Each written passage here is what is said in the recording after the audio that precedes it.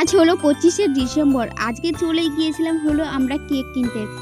বড়দিন উপলক্ষে তো কেকের দোকান অনেক বসেছিল থানা মোড়ের কাছে গাজলে। কিন্তু আমরা এখানকার একটা কেকও নিয়েছিলাম না, কারণ আমরা বাড়িতে অর্ডার দিয়েছিলাম।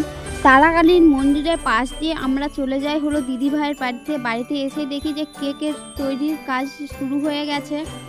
অনেকক্ষণ অপেক্ষা করতে হয়েছিল আমাদের। আর এইখানে কেক তৈরি হচ্ছে, ভালো করে আমি ভিডিওটা নিতে পারিনি, তার জন্য আমি ভীষণভাবে দুঃখিত। আর আমরা সেন্টারে এসেই দেখছি যে এখানে হ্যাপি ক্রিসমাস লেখা আছে আর সবাই বসেছিল আমাদের কেক নিয়ে যাওয়ার অপেক্ষায়।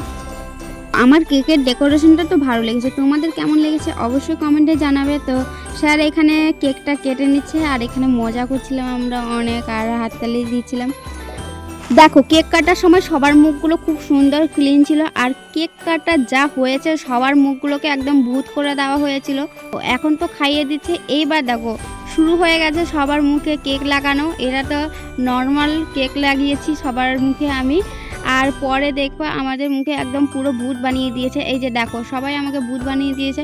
আর পিছনে স্যারদেরকে দেখো পুরো একদম আলাদা লেভেলের।